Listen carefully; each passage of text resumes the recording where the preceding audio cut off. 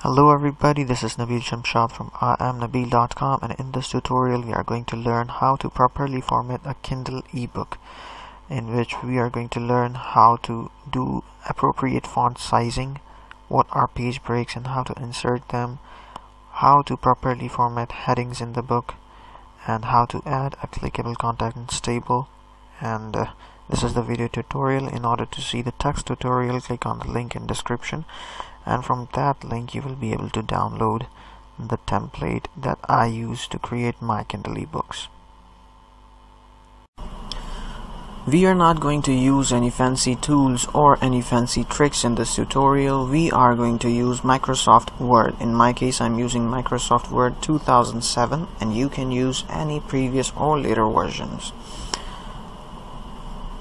After opening the Microsoft Word, click on this little button in paragraph module of Home tab. Clicking this will make these formatting signs appear. These signs are going to help you in formatting of the Kindle book. Starting off with the first page of book, which is a title of the book. Here we have three things only. The first one is title of the book, the second one description or tagline, and the third one is author name. In order to write title of the book, I normally give 3 to 4 spaces and then write the title of the book, and I keep its font to 24 normally, which looks good on Kindle devices. And to give it a beautiful look, I use some variation in the text colors. I sometimes give different words different colors, like in this title of is in one color and the book is in different color. If you have used Microsoft Word before, you must already be knowing how to do this. This is really simple. Select the text, click on this button over here, and you can select any of the colors from here. After writing your title and formatting it, come over to description or the tagline. Write whatever description you want to write over here. I try to keep its size up to 16, which looks good on the front page. And after this comes the author name, which in my case will be Nabil Shams or Nabil Shamshad. Here comes the author name. After the author name, what you can see is a page break. What happens if I delete this page break by pressing backspace button? As you can see that the text from the next page has come up here. What we normally do in our Word documents is we keep pressing enter until the next page comes, which of course is a wrong practice, because Kindle devices cannot interpret it as a different page, because the font setting and sizing is different in Kindle. Just for example, I'll show you in this very document that if I change the font size, the text from next page comes a little upwards and appears on the first page. So this is what happens in Kindle devices, as the formatting of text gets a little different, sizing of fonts get a little different. So I'm going to delete all these extra line breaks, and what I'm gonna do is I'm gonna hold Control and press enter. This will create this page break over here, which will tell Kindle devices that the text that follows must start from the next page. So here is how a page break is inserted in the Kindle ebook. So we are done with our title book. We are done with our title page. After the title page comes copyright and disclaimer page. You can use this exact same text in your books. In order to do so, you will have to download this template from the link in the description. You can copy and paste the complete copyright and disclaimer. This is a generalized disclaimer and copyright that I use in almost all of my books. But if you want to give some other information, some other copyrights to your readers, you will have to edit it accordingly, and don't forget to change your name here.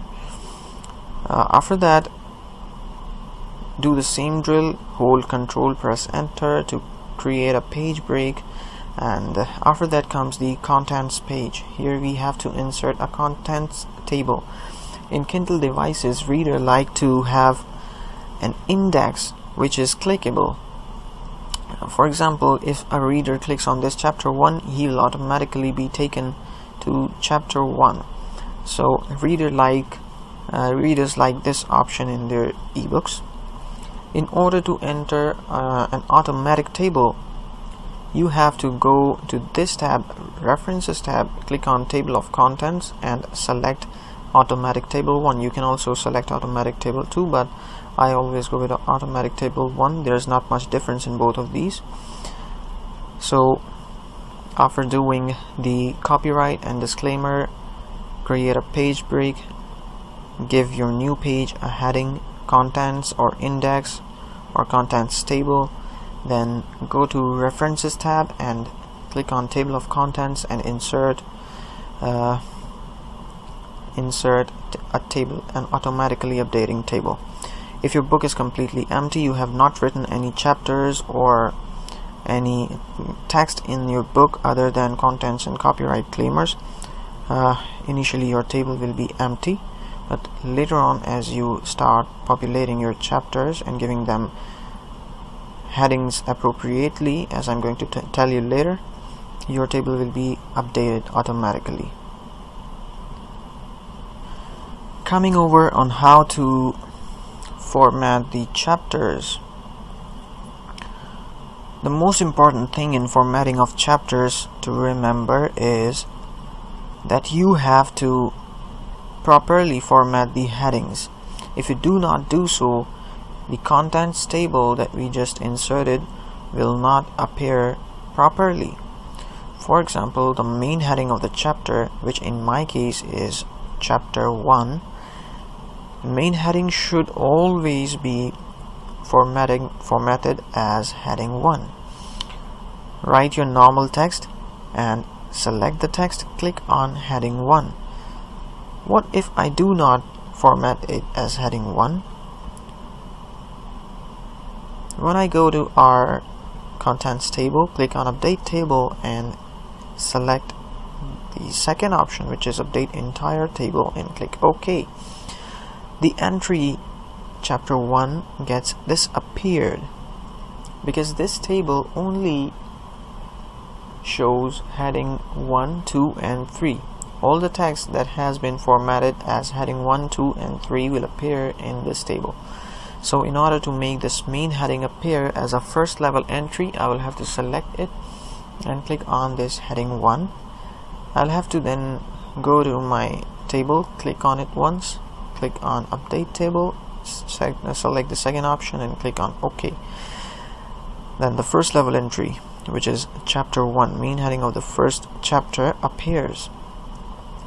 Then I'll write my text, and if needed I'll have to enter a subheading. A subheading can normally be written as a normal text, and then heading 2 is to be selected because we have to make it appear as a second level entry under this chapter 1 over here, like this, with some little indentation to show that it is a subheading, or it is a second level entry to the main heading, which is chapter 1.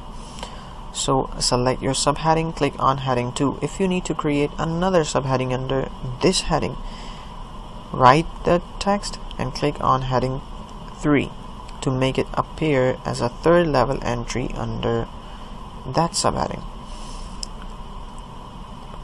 But going further, if you try to create a fourth level entry and apply heading 4 style on it, it will not appear in the table because this table only populates by heading 1, 2 and 3.